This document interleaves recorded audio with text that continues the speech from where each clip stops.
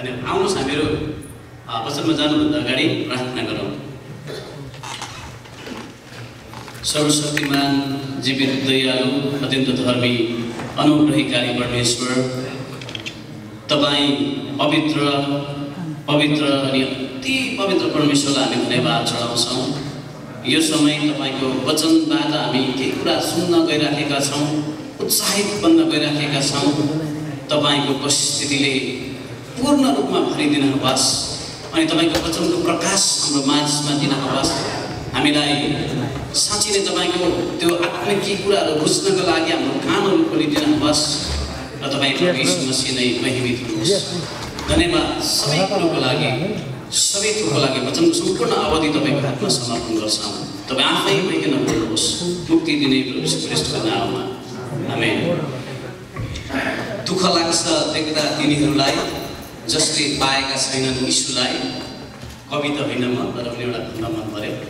दुःख लाग्छ देख्दा तिनीहरूलाई जसले पाएका छैनन् यीशुलाई, तर खुसी लाग्छ देख्दा तिनीहरूलाई जसले पाएका छन् यीशुलाई।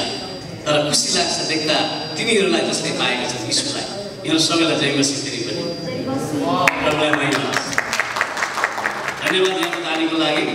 मैले यो कविताहरू चाहिँ हाम्रो अब्राहम दिहाले र केटी भण्डारीबाट सिकेको। म पनि सिक्दैछु, उहाँले सिकाउनुहुन्छ। हुनु चाहिँ भाइहरू हुनुहुन्छ, तर म पनि सिक्ने क्रममा छु उहाँहरूसँग।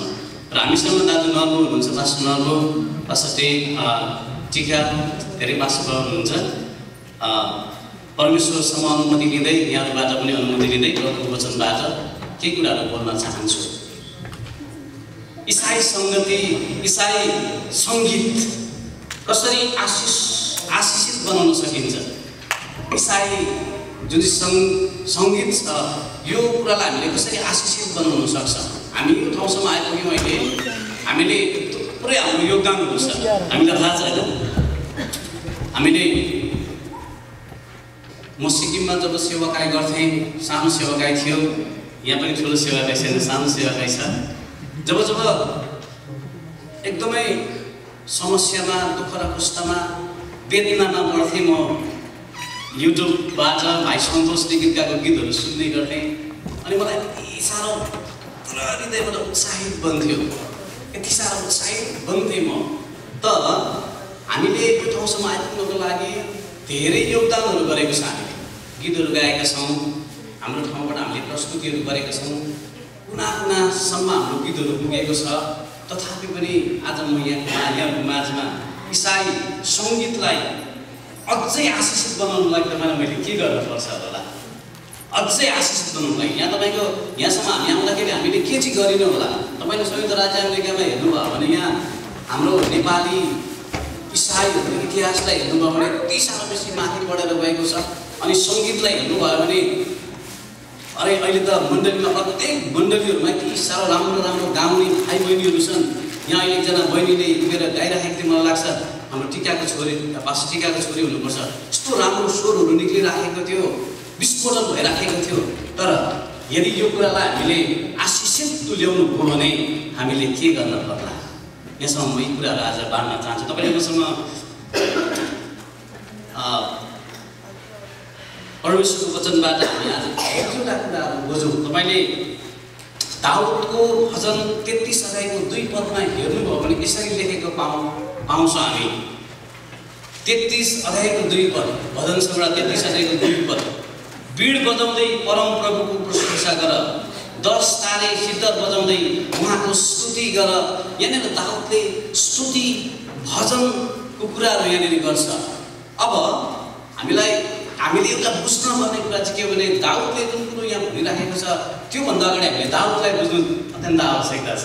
तपाईँ यहाँ म अगाडि उभिएर बोलिरहेको छु, यो मान्छे को हो भन्दाखेरि मेरो नाम पिटर आचार्य होइन। तपाईँले त्यसरी मलाई चिन्नुहुन्छ नि, पिटर आचार्य को रहेछ भनेर तपाईँले पछि खोज्दै जानुभयो भने तपाईँले मेरो बारेमा बुझ्न सक्नुहुन्छ। दाउदले जुन भजन लेखेको छ 32 अध्यायको 2 पदमा हामीले बीड बजाउँदै परम प्रभुको प्रशंसा गर भनेर दाउदले भन्छ।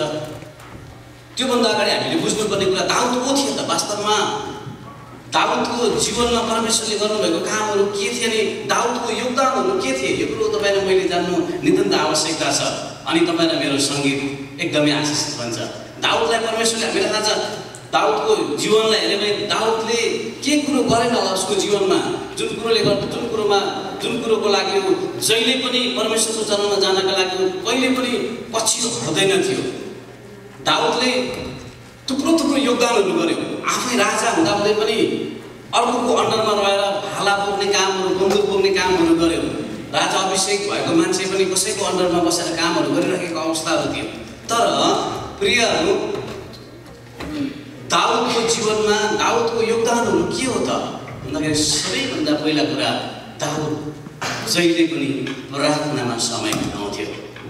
उसले आफ्नो जीवनमै परमेश्वरको अगाडि पूर्ण रूपमा समर्पण गरेको थियो। प्रार्थनामा यति साह्रो समय बिताउँथ्यो। तपाईँले दोस्रो सामुएल 7 अध्यायको 27 देखि 29 सम्म पल्टाउनु भयो। म तपाईँको लागि पढ्न चाहन्छु। दोस्रो सामुएल 7 अध्याय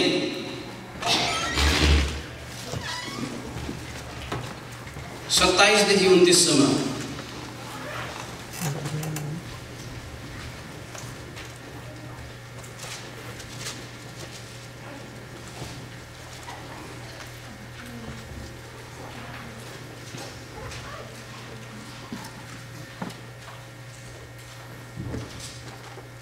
यहाँनिर यसरी दाउदले प्रार्थना गर्छ, हे परमप्रभु परमेश्वर, इजरायलका परमेश्वर, तपाईले आफ्नो दासलाई मलाई यसो भनेर आफ्नो अभिप्रिय देखाउनु भयो, म तेरो निम्ति एउटा घरना निर्माण गर्नेछु।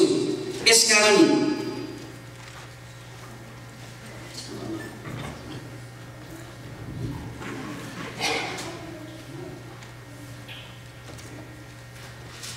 मैले गल्ती भन्न भेटाएको छु। दोस्रो सामुएल 7 अध्यायको 27 देखि, हे परमप्रभु परमेश्वर, तपाईँ परमेश्वर हुनुहुन्छ, तपाईँका वचन विश्वासयोग्य छन् अनि तपाईँले आफ्ना दाससँग यो उत्तम प्रतिज्ञा गर्नुभएको छ। यसैले अब आफ्ना दासको घरनालाई आशिष दिनुहोस् र त्यो तपाईँको नजर अघि रहिरहोस्। किनभने हे परमप्रभु तपाईँले नै बोल्नु भएको छ। तपाईँका आशिषद्वारा नै तपाईँले दासको घरनालाई सदा सर्वदाको निम्ति आशिष दिनुभएको छ। यहाँनिर दाउदले यति साह्रो बेसी प्रार्थना गर्छ परमेश्वरको अगाडि प्रार्थना चढाउँछ, बिन्ती चढाउँछ। अनि दाउदले यसो भनेर प्रार्थना गर्छ, हे परमेश्वर, मेरो जीवनको जे पनि कुराहरू छ त्यो चाहिँ तपाईँको, तपाईँले मलाई हरेक कुराहरूमा सफल दिनुपर्छ। मेरो बसाइमा, उठाइमा, हिँडाइमा, डुलाइमा, हरेक कुराहरूमा तपाईँले मलाई सहायता गर्नुपर्छ। उसको निरन्तर प्रार्थना परमेश्वरसँग जहिले पनि रहिरहन्छ। उसले कहिले पनि परमेश्वरको चरणमा जान कहिले पनि पछि हटेको छैन। प्रियहरू, राजा अभिषेक गर्दाखेरि हामीलाई थाहा भएको कुरा छ। यो हामीले धेरैचोटि चर्चमा वचन सुनाएका थियौँ। राजा अभिषेक गर्दाखेरि त्योभन्दा अगाडि पनि जङ्गलमा भेडाहरू चलाइराखेको एकजना गोठालो हुन्छ र गोठालोलाई परमेश्वरले राजाको लागि नियुक्ति गर्नुभयो। त्यसको पछाडि उसँग हुनुपर्ने एउटा योगदान थियो। ऊ एउटा कुरा गर्न कहिले पनि चुक्दैन थियो, त्यो चाहिँ हो प्रार्थना गर्नु कहिले पनि चुक्दैन थियो। प्रियहरू, कहिले पनि प्रार्थना गर्नको लागि पछि कहिले पनि हट्दैन थियो। जहिले पनि परमेश्वरको चरणमा जाइरहन, परमेश्वरलाई रिझाइरहन, परमेश्वरलाई खुसी तुल्याइरहन जहिले पनि उत्साहित बन्दथ्यो। यदि हाम्रो सायद सङ्गीतलाई हामीले यहाँदेखि अझै आशिषमय बनाउनु हो भने तपाईँले मेरो जीवनमा प्रार्थनाको खाँचो छ। घुँडामा जाने, प्रार्थना गर्ने समय निकाल्ने, प्रार्थनामा अस्ति भर्खरै हामीले एउटा प्रार्थनाको बारेमा हाम्रो चर्चमा वचन सुन्दै थियौँ। प्रार्थना कतिखेर गर्ने त? के घुँडा टेक्दा मात्रै प्रार्थना गर्न सकिन्छ त? त्यो घुँडा टेकेर मात्रै प्रार्थना गर्ने हो बाइबलले बताउँछ? प्रार्थना थुप्रै किसिमले तपाईँ गर्न सक्नुहुन्छ। तपाईँ काममा हुनुहुन्छ, तपाईँ प्रार्थना गर्न सक्नुहुन्छ। कुनै पनि कुराहरू गर्दै हुनुहुन्छ, तपाईँ ड्राइभिङ गर्दै हुनुहुन्छ, प्रार्थना गर्न सक्नुहुन्छ। प्रार्थना गर्दाखेरि आँखा मात्रै बन्द गर्नुपर्छ भने प्रार्थना हुन्छ भन्ने होइन। त्यसको अर्थ के होइन स्तुति प्रशंसा गर्दाखेरि आँखा बन्द नगरी आँखा खोली स्तुति प्रशंसा गर्नुहुन्छ भन्ने पनि होइन। हामीहरूले प्रार्थना गर्नु नितान्त आवश्यकता छ। जब हामी प्रार्थना गर्छौँ, तपाईँ र म राजा दाउद भन्दा शक्तिशाली हुनेछौँ। दाउदले के गर्थ्यो? साउल राजाको जीवनमा दुष्ट आत्माहरू जब बस्थ्यो तब दाउदले बीण बजाएर त्यहाँनिर बीण बजाएर प्रशंसा गर्दाखेरि दुष्ट आत्मा सधैँको लागि निक्लेर जान्थ्यो। प्रियहरू, जब तपाईँ स्तुति प्रशंसा गर्न चर्चमा अगाडि उभिनुहुन्छ तपाईको भाइमा परमेश्वरको उपस्थिति हुन्छ। अनि जब तपाईले स्तुति प्रशंसा गर्नुहुन्छ त्यहाँनिर प्रार्थनासहित जब तपाईँ तयारी हुनुहुन्छ त्यहाँनिर परमेश्वरले तपाईको जीवनबाट धेरै मानिसहरू जाति हुनेछन्, रोगी बिमारीहरू जाति हुनेछन्। अनि त्यसको पछाडि तपाईको र मेरो प्रार्थना निरन्तर आवश्यकता छ। यदि तपाईँ प्रार्थना गरेर अगाडि आएर उभिनुहुन्छ भने तपाईलाई परमेश्वरले साँच्चै नै चलाउनु हुनेछ। आजको आवश्यकता भनेको यो हो। इसाई जगतको आवश्यकता भनेको तपाईसँग पुरै एजुकेसनको कुराहरू होला, तपाईले थुप्रै कुराहरू सिक्नु भएको होला, तपाईसँग चाहिँ संसारिक ज्ञानहरू पुरै होला, तर प्रियहरू ती सबै कुरा चाहिँ परमेश्वरको उपस्थितिमा एउटा बाटोमा मात्रै रहन्छ। जब तपाईँ र म प्रार्थनामा घुँडामा जान्छौँ, प्रार्थना गर्छौँ, परमेश्वरलाई खोज्छौँ अनि परमेश्वरको उपस्थितिमा हामी जान्छौँ भनेदेखिलाई परमेश्वरले तपाईको मेरो जीवनमा महान काम गर्नुहुनेछ। दाउदको जीवनमा परमेश्वरले गर्नुभएको कामको बारेमा हामीले हेर्यौँ भने जसको हामी वर्णन गरेर सक्छौँ। यहाँ बोल्नु पर्यो भने सायद 2-3 घण्टा बोल्नु पर्ला, मलाई आधी घण्टाको मात्रै समय दिएको छ, त्यस कारणले गर्दा म लामो बोल्न सक्दिनँ। तर प्रिय, हाम्रो जीवनमा प्रार्थना हुनु निरन्तर आवश्यकता छ। जब तपाईँ लेख्नुहुन्छ सङ्गीत बसेर तपाईँलाई सङ्गीत लेख्नको लागि प्रेरणा हुन्छ भित्रबाट, जब तपाईँ लेख्न बस्नुहुन्छ म तपाईँलाई अनुरोध गर्न चाहन्छु, प्रार्थना गर्नुहोस्, प्रार्थना गर्नुहोस्। प्रभु, मैले लेख्न गइरहेको यो सङ्गीतमा चाहिँ तपाईँ पवित्र आत्माको सामर्थ्य चाहिएको छ। यो कुराहरूले संसारका अरबौँ मानिसहरूको जीवनमा परमेश्वरले आशिष ल्याउनु हुनेछ। तपाईँ र म आशिषित जातिहरू हौँ, होइन? त्यस कारणले गर्दाखेरि हामीले प्रार्थना गर्नु नितान्त आवश्यकता छ। हालेलुया! प्रार्थना गर्नु नितान्त आवश्यकता छ। तपाईँ र मेरो जीवनमा आजको आवश्यकता इसाई जगतको आवश्यकता प्रार्थना हो। हामीसँग मण्डली छ, हामीसँग थुप्रै कुराहरू छ, हामीले चाह्यो भने यो देशमा जे पनि गर्न सक्छौँ प्रिय। तर आत्मिक क्षेत्रमा तपाईँ र म बढ्दै जानु माथि हो भने व्यवस्थाको किताब 28 अध्यायले भन्छ, म तिमीहरूलाई फेदीमा होइन तर शिखरमा राख्नेछु। त्यो शिखरमा पुग्नको लागि तपाईँ र म जहिले पनि उहिले भुटानमा भन्थ्यो, हाम्रो नर्मदाजीलाई राम्ररी थाहा छ यो कुरो, के भन्थ्यो भुटानको आन्दोलन टाइममा भने छमेची भन्थ्यो कि छमेची। तपाईँ र म छमेची भनेको घुँडामा जाने। आज हाम्रो सङ्गीतलाई बढाउनको लागि, सङ्गीतलाई परमेश्वरको राज्यमा लगेर स्थापना गर्नको लागि तपाईँ र म घुँडामा जानु नितान्त आवश्यकता छ। प्रार्थना गर्नु नितान्त आवश्यकता छ। जब हामी प्रार्थना गर्छौँ, जब हामी घुँडामा जान्छौँ, जब तपाईँ र मैले चाहिँ तपाईँ र मेरो जीवनमा समस्याहरू आउँछ, विभिन्न किसिमको दोषरोपनको कुराहरू आउँछ, थुप्रै कुराहरू आउँछ, प्रिय हामी घुँडामा जाउँ, हामी घुँडामा जाउँ। सिक्किममा एउटा मण्डली, हाम्रो मण्डली थियो, हाम्रो एकजना भाइ स्तुति प्रशंसा गर्ने भाइ, उसलाई जहिले पनि लु आउँदो आइतबार चाहिँ भाइ तिम्रो स्तुति प्रशंसा छ भनेपछि ऊ हप्ताभरि उपवास र प्रार्थनामा बस्थ्यो, घोडा टेक्थ्यो, प्रभु भनेर उठ्थ्यो त्यो भाइ।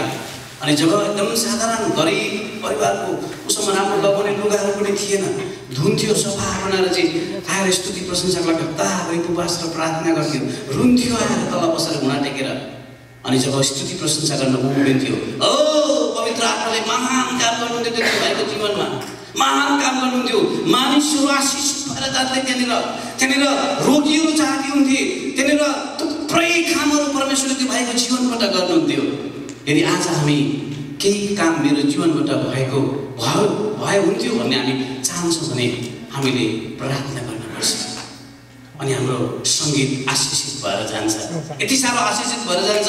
म तपाईँलाई बताउँछु, तपाईँलाई मैले कहिले कल्पना गरेको थियो होला र हामी भुटानबाट शिविरमा आउँछौँ, करिबन 18-20 वर्ष बस्छौँ, त्यस पछाडि हामी यो देशमा आउँछौँ अनि यो देशको यत्रो सुख कुराहरू, यस्तो राम्रो कुराहरूलाई हामीले प्रयोग गर्छौँ भन्ने कुरा हामीले सोचेको थिएन प्रियहरू। तर म तपाईँलाई एउटा कुरा बताउँछु, हाम्रो भुटानमा सुरुमा विश्वास गर्ने हाम्रा प्रभुका दासहरूले, प्रभुका विश्वासीहरूले, भुटानमै रहेका कति विश्वासीहरूले घन्टौँ प्रार्थना गरेको कारणले गर्दा परमेश्वरले त्यो बाटोहरू खोलिदिनु भयो, त्यो बन्द भएको ढोकाहरू खोलिदिनु भयो, 7 समुद्र छिरेर परमेश्वरले तपाईँ र मलाई यो ठाउँमा ल्याउनु भयो। अनि आज आएर हामी सङ्गति जानु पर्दा, आज हामी आएर सेवा जानु पर्दा अब हामीले कहिले अल्छी लाग्छ है आज पास्टरले गाडी लिएर आउँदै आएन म त जाँदिनँ सिर होइन प्रियहरू हामीलाई परमेश्वरले सात समुद्रतिर एक ठाउँमा ल्याउनु भएको छ ती प्रभुका दासहरूले गरेको प्रार्थनाको योगदान प्रार्थनाको कारणले गर्दा आज तपाईँ र म यहाँ छौँ यदि त्यसो हो भने तपाईँ र म तयार हुनुपर्छ डेभिड लिभिङ किङ स्टोरले साउथ अफ्रिकाको लागि प्रार्थना गर्छ उसले भन्छ हे परमेश्वर यदि तपाईँले मलाई साउथ अफ्रिका दिनु भएन भने आज म मर्नेछु मर्छु म प्रार्थना गर्छ उसले प्रार्थना गर्छ एक बिहानी सधैँ बिहान चाहिँ उठ्थ्यो डेभिड लिभिङ किङ स्टोर आज त उठ्दैन के भयो दैलो उठ्दैन खोल्दैन दैलो के भयो यो मान्छे हरायो अनि वरिपरिको मान्छे भेला हुन्छ र गएर दैलो ढडकाउँछ दैलो बन्छ दैलो तोडेर भित्र पस्दाखेरि डेभिड लिभिङ किङ स्टोर यसरी घुँडा टेकिराखेको हुन्छ अनि कसैले गएर छुन्दाखेरि लड्छ अनि मरिरहेको अवस्थामा डेभिड लिभिङ किङ स्टोनलाई भेटिन्छ साउथ अफ्रिकामा आज साउथ अफ्रिका क्रिस्चियन कन्ट्री छ त्यसको पछाडि डेभिड लिभिङ किङ स्टोनको यति साह्रो प्रार्थना थियो जसको कारणले गर्दा साउथ अफ्रिका प्रभु यीशु मसीहमा बाँचेको छ प्रिय तपाईँ जुन स्टेटमा हुनुहुन्छ के तपाईँको स्टेटको लागि प्रार्थना गर्दै हुनुहुन्छ हामीले अर्को शनिबार आज ठ्याक्कै आउँदो शनिबारको दिन ओहायोको कोलम्बसमा भुटानको लागि प्रार्थना गर्दैछौँ हामी तपाईँ तयार हुनुहुन्छ भुटानको लागि हामी प्रार्थना गर्दैछौँ त्यो पनि बक्खु लगाएर एउटा सूचना नि भयो एउटा प्रियहरू हाम्रो देशको लागि हामी प्रार्थना गरौँ हाम्रो सहरको लागि हामी प्रार्थना गरौँ हाम्रो साथीभाइको लागि प्रार्थना गरौँ तपाईँको चर्चमा स्तुति प्रशंसामा उभिने नानीहरूको लागि तपाईँ प्रार्थना गर्नुहोस् अनि तपाईँलाई परमेश्वरले तपाईँ र मलाई परमेश्वरले दाउदलाई चाहिँ आशिष दिनुहुनेछ अनि दाउद चाहिँ कस्तो मान्छे आफूलाई परमेश्वरले राजा अभिषेक गर्नको लागि पठाएको राजा भयो अब होइन राजा भयो उसलाई राजा अभिषेक गरिसकेको छ तर उसले कहिले पनि यसो भनेन गएर ए राजा साउल तिमी निक्ल अब मेरो स्थान हो यो कहिले भनेन ऊ राजा साउलको पछि प्रार्थना गर्दै हिँड्यो अनि परमेश्वरले दाउदको जीवनमा महान काम गर्नुभयो के काम गर्नुभयो थाहा छ दाउदको घरानाबाट प्रभु यीशु मसीहको यो संसारमा जन्म भयो हालेलुया परमेश्वरले महान काम गर्नुहुन्छ तपाईँ मेरो जीवनबाट यस कारणले गर्दा प्रार्थना गर्नु नितान्त आवश्यकता छ ईसाई सङ्गीतलाई यदि हामीले अझै योभन्दा आशिषित तुल्याउनु हो भने हाम्रो जीवनमा प्रार्थना हुनु नितान्त आवश्यकता छ भजन सङ्ग्रह 63 अध्यायको 6 पदमा दाउदले यसरी प्रार्थना गर्छ मेरो ओछ्यानमा म तपाईको सम्झना गर्दछु र रातभरि म तपाईको ध्यान गर्दछु मेरो ओछ्यानमा सुतेको बेलामा पनि परमेश्वरसँग उसले ध्यान गर्छ अनि उसले 2 अध्यायमा तपाईले 3 अध्यायमा गएर हेर्नु भने मेरो आँखाबाट निक्लेको आँसुहरूले ओछ्यानहरू भिजेको छ सिराहरू भिजेको छ भन्छ दाउदले प्रार्थनामा उसले समय बिताउँछ अनि अन्तमा गएर दाउदलाई परमेश्वरले एउटा कुरा भन्नुहुन्छ दाउदलाई परमेश्वरले उसले प्रार्थना गरेको देखेर परमेश्वरले एउटा भजन सङ्ग्रह तपाईले 32 अध्याय 8 पदमा पढ्नुभयो भने तपाईले पढ्न सक्नुहुन्छ त्यहाँ यसरी लेखेको छ परमेश्वरले दाउदलाई एउटा प्रतिज्ञा गर्नुभयो म तँलाई शिक्षा दिनेछु त कुन बाटोमा हिँड्नुपर्ने हो म तँलाई सिकाउनेछु म तँलाई हजुर म तँलाई परामर्श दिनेछु र तँमाथि नजर राख्नेछु तब दाउदले प्रियहरू यहाँनिर दाउदलाई परमेश्वरले प्रार्थना गर्यो उसले आफ्नो जीवनलाई समर्पण गरेर जब प्रार्थना गरेको परमेश्वरले देख्नुभयो भने परमेश्वरले म तँलाई कुन बाटोमा हिँड्नुपर्ने म तँलाई सिकाउनेछु म तँलाई सल्लाह दिनेछु म तँलाई मार्ग निर्देशन दिनेछु त मेरो प्रिय होस् भनेर दाउदलाई परमेश्वरले यसरी भन्नुभएको छ प्रियहरू यस कारणले गर्दाखेरि दाउदले त्यो उसले गरेको सङ्घर्षहरू उसले गरेको जीवनमा गरेको प्रार्थनाहरूको सबै उत्तरहरू यहाँनिर पाउँदछ अनि उत्साहित बन्छ कहिले पनि निराश भएन धेरैचोटि हामी प्रार्थना गर्ने मानिसहरूको जीवनमा निराशको कुरोहरू आउँछ हाम्रो जवान नानीहरू तपाईँहरू यहाँ हुनुहुन्छ धेरैचोटि तपाईँलाई धेरै प्रश्नहरू हुन्छ होइन धेरै प्रश्नहरू हुन्छ नानी छोरीहरूलाई जीवनसाथीको धेरै चाहिँ गाह्रो परिरहेको हुन्छ के होला अब मेरो भविष्य तपाईँ सोच्नुहुन्छ अहिले सोसल मिडिया र फेसबुकमा थुप्रै कुरा आइराखेको छ जसलाई गलत ठाउँमा प्रयोग भइराखेको छ म तपाईँलाई सल्लाह दिन चाहन्छु यदि तपाईँले त्यस्तो सोचिराख्नु भएछ भने जानुहोस्, आज बेलुकाबाट घुँडामा जानुहोस्, सुरु गर्नुहोस्, प्रार्थना गर्नुहोस्, प्रभुलाई भन्नुहोस्, प्रभु मेरो जीवन साथी जुटाउने तपाईँ हुनुहुन्छ, आजबाट म तपाईँको बाटो खोज्छु। हालेलुया। अनि तपाईँ अर्को आइतबार स्तुति प्रशंसा गर्नको लागि जब तपाईँ चर्चमा आउनुहुनेछ, उभिनुहुनेछ, तपाईँको जीवनबाट परमेश्वरले काम गर्नुहुनेछ अनि परमेश्वरले तपाईँलाई अति सुन्दर जवान जुटाइदिनुहुनेछ। अति सुन्दर। यहाँ मेरो श्रीमती छिन्, मैले 23 वर्ष भयो विवाह गरेको। अलिकति उठिदेऊ त मेरो श्रीमती, म देखाउनु पर्यो यसलाई। यिनी मेरो श्रीमती, यिनी सुन्दर छिन्। मैले प्रार्थना गरेर परमेश्वरले यिनी सुन्दरी स्त्री मलाई परमेश्वरले दिनुभयो। हालेलुया। तर त्यसको पछाडि एकचोटि म सेवाकाई गर्दै गर्दा मदुराई भन्ने ठाउँमा पुगेँ 6 महिनाको लागि। त्यहाँ चाहिँ अङ्ग्रेजी बोल्न नि मान्दैन त्यहाँको मान्छेहरू, नर्दर्जा थाहा छ साउथमा। त्यहाँको भाषा मात्रै बुझ्छ, हिन्दीको नाडेको त्यस्तो मात्रै, हिन्दी पनि बोल्दैन। त्यहाँनिर एकजना नर्स त्यो हाम्रो चर्चमा आउँथ्यो, त्यो अगाडि चर्च थियो, त्यो चर्चमा मैले पनि वचन बोल्नु पर्थ्यो। 6 महिना मिसन ट्रिपको लागि म गएको थिएँ त्यहाँ, मिसन ट्रिपको लागि 6 महिना। बडो गाह्रो भयो, यति साह्रो गर्मी छ, फ्यानले पनि काम गर्दैन। अनि एकजना त्यो ठाउँमा प्रायः कालो हुन्छ मान्छेहरू, ब्ल्याक स्किन हुन्छ कि, अनि सधैँ बस्थिन्, उनी गफ गर्थिन्, आउँथिन्। अनि एक दिन चाहिँ सेवा सकेपछि उनले मलाई के भन्नु भने, ब्रदर म तपाईँलाई आज कफी खुवाउँछु। प्रायः कफी खुवाउँथ्यौँ। ठिक छ जाउँ, कफी खानु गयो हामीले। तपाईँलाई थाहा छ कफी खाँदै गर्दा उनले मलाई के भने, उनले मलाई प्रपोज गरे। हामी जवानहरूले बुझ्नुपर्ने कुरा, मसँग विकल्प चाहिँ मेरो पर्स थियो। मेरो परमेश्वर मसँग हुनुहुन्छ कि मलाई राम्रै थाहा छ। मसँग मेरो विकल्प पर्स थियो। मैले मेरो पर्स निकालेर, अहिले पनि मेरो पर्समा हेर्नु भने पर्स अगाडि मेरो श्रीमतीको सुन्दर फोटो राखेको छ। मैले देखाएँ सी इज माई वाइफ। अनि दिदीले भने आइएम सरी ब्रदर। धेरैचोटि हामी संसारसँग सम्झौता गरी पठाउँछौँ। हामी प्रार्थना गर्ने मानिसहरू सम्झौता गरी पठाउँछौँ। हामीलाई संसारको सुन्दरताले, त्यो सुन्दरताले मोहमा बनाउँछ। मोह जस्तो मिठो सुन्दरताले तपाईँ र मलाई भस्म पार्न खोज्छ। यी कुराहरूबाट हामी इसाईहरू जाग्नुपर्छ। विशेष गरेर सङ्गीतमा साथ दिनुहुने, प्रार्थनासहित हाम्रो आँखालाई हेर्दै गरेका कुराहरू के छन्, हाम्रो अगाडि के आइराखेको छ, यी कुराहरू, यी कुरालाई हामीले हेर्नु नितान्त आवश्यकता छ।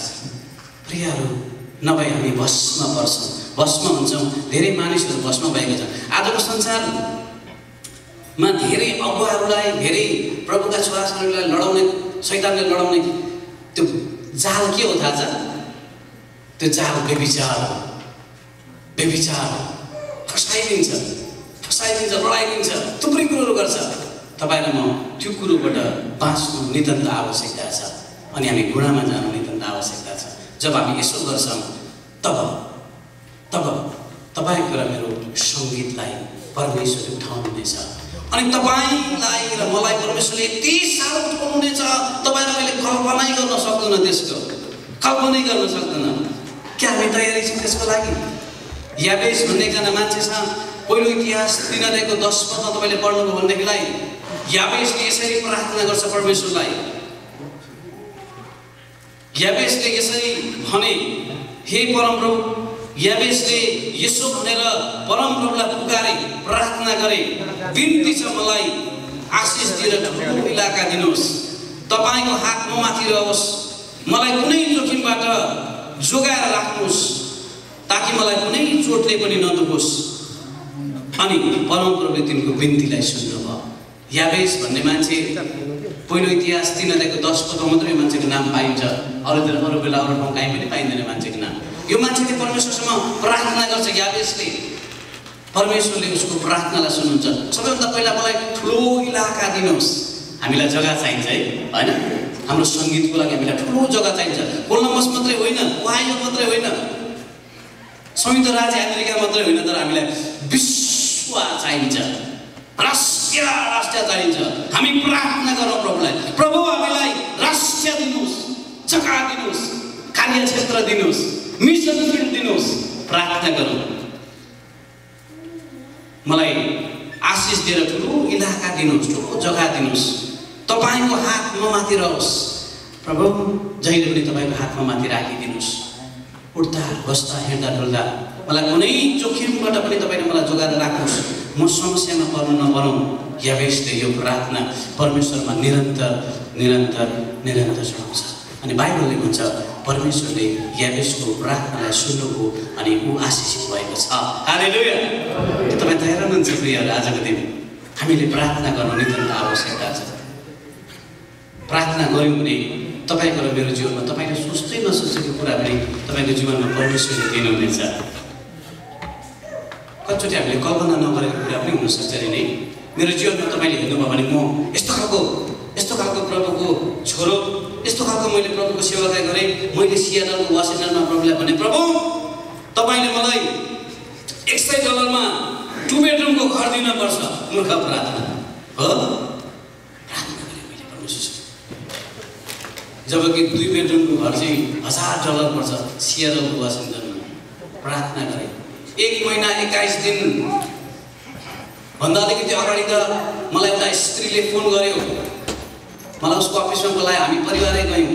तपाईँलाई थाहा छ मैले परमेश्वरलाई 1 महिना 21 दिन मेरो श्रीमती म परिवार भएर घुँडा टेकेर प्रार्थना गरेँ। प्रभुलाई भन्यौँ। प्रभुले मलाई $100 को घर त दिनु भएन, तर प्रभुले मलाई $90 को घर दिनुभयो। त्यो पनि 6-7 महिनासम्म $90 को घरमा बसेर छाती पिटेर परमेश्वरको सेवाकार्य गरेँ। यहाँनिर मैले प्रभुलाई भने चाहिँ प्रभु मलाई $100 को घर दिनुहोस्। प्रभुले मलाई त के पो गर्नु, ला 100 होइन $90 तँलाई 10 डिस्काउन्ट गरेर दिनुभयो। 6 महिना म त्यहाँ बसेर प्रभुको सेवाकार्य गरेँ मैले। अचम्म लाग्छ नि सुन्दाखेरि नि यो कुरोहरू, होइन? तर प्रिय यो यथार्थ हो। तपाईँले वासिङटन सियाटलमा हाम्रो चर्च छ। म त्यो चर्चको पहिला सिनियर पास्टर हाम्रो भाइ सन्तोषलाई हामीले त्यहाँ लगेको थियो। त्यहाँ चर्च जीवित छ, उनीहरूलाई यो कहानी थाहा छ। तपाईँले सोध्न सक्नुहुनेछ। प्रियहरू, हामी प्रार्थना गर्छौँ भने विश्वाससहित शङ्का नगरी है। तर प्रार्थना चाहिँ मर्कुस 11:24ले के भन्छ? जेको निम्ति तिमीहरू प्रार्थना गर्छौ र माग्दछौ त्यो पाएका छौ भने विश्वास राख अनि त तिमीहरूले पाउनेछौ। हाम्रो सिक्किममा एकजना आमा हुनुहुन्थ्यो, हाम्रो चर्चमा बुढी आमा। प्रचार गर्यो एक दिन प्रार्थनाको बारेमा। हामीले तपाईँले प्रार्थना गर्नुभयो भने डाँडा पनि हट्नेछ। अनि धेरै ध्यान दिएर सुन्नुभयो त्यो दिन। त्यो आमाले सधैँ नसुन्ने के, उहाँलाई निन्द्रा लाग्ने। त्यो दिन ध्यान दिएर सुन्नुभयो। अनि उहाँको घरको छेउमा ठुलो रुख थियो। अनि त्यो रुखले चाहिँ बिहानको घाम छेलिदिने कि आमैलाई। अनि आमैको मनमा लागेछ, बोजूको मनमा, आज चाहिँ म गएर प्रार्थना गर्छु त्यो रुखलाई हटाउँछु भनेर पिँढीमा लगेर बाइबल थेप्पै राखेर चाहिँ रुखलाई छुएर प्रार्थना गर्नुभयो बोजूले। बोजूले भोलिपल्ट अर्को आइतबार भन्नुभयो क्या हामीलाई चर्चमा आशिष। अनि प्रभु यो रुख हटोस् प्रार्थना गर्नुभएको छ बोजूले। अनि आँखाबाट हेर्दा त रुख त त्यही छ जहाँको त्यहीँ। ओहो, जाँदैन त जस्तो लागेको थियो नि। शङ्का, मनमा शङ्का। शङ्कालु प्रार्थनालाई कहिले पनि परमेश्वरले सुन्नुहुन्न। तपाईँले लेख्दै गर्नुभएको सङ्गीतलाई शङ्का नगरी लेख्नु पर्यो। तपाईँले गाउँदै गरेको गीतहरूलाई शङ्का नगरी गाउनु पर्यो। तपाईँले हाल्दै गरेको सङ्गीतमा कुनै पनि शङ्का आउनु भएन। तब परमेश्वरले महान महान महान काम तपाईँको जीवनबाट गर्नुहुनेछ। अनि तपाईँलाई परमेश्वर उचालेर माथि राखिनुहुनेछ।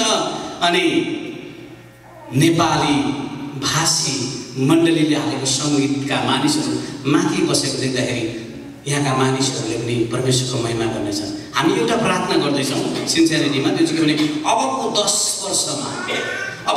वर्षमा यहाँका खैरीहरू, यहाँका कालेहरू, यहाँका जातिहरूमा हामीले सुसमाचार बोकेर जानको लागि तयार हौँ प्रभु भनेर हामी प्रार्थना गर्दैछौँ।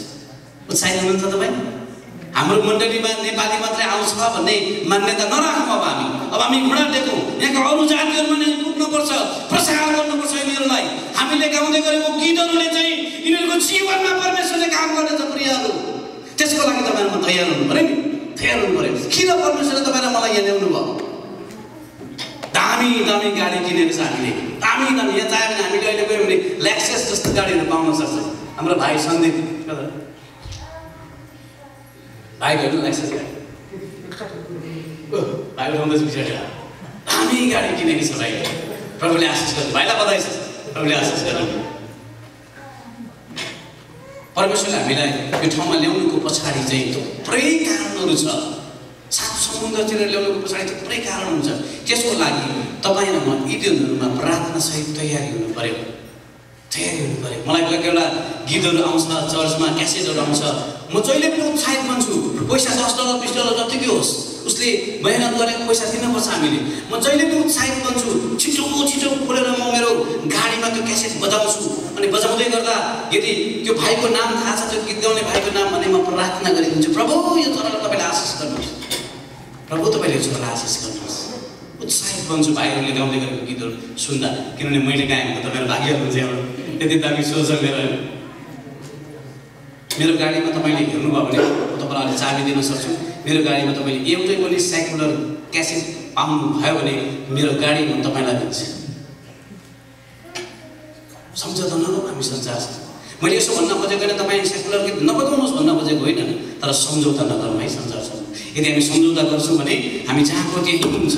यदि त्यो ठाउँबाट हामी उठ्नु हो भने हामीले सम्झौता गर्न छोडौँ संसारसँग। प्रार्थनामा समय बिताउँ, घुँडामा गएर प्रभुलाई हामी पुकारौँ, भनौँ प्रभुलाई, प्रभु म तपाईँको अयोग्य दास, म तपाईँको लागि केही कुरो गर्न चाहन्छु। मलाई संसारले त अवहेलना गर्यो, संसारले त हामीलाई हेरित गर्यो, संसारको लागि त म केही पनि छुइनँ प्रभु, तर म यहाँ छु। Lord, I am here. Lord, I am here. Lord, I am here. प्रभु म यहाँ छु, प्रभु म यहाँ छु। तपाईँको सङ्गीतलाई, मेरो सङ्गीतलाई परमेश्वरले आशिष दिनुहुनेछ। अनि तपाईँ र मेरो जीवन परमेश्वरले महान काम गर्नुहुनेछ। म भाइ विकासलाई अगाडि बढाउनु पऱ्यो।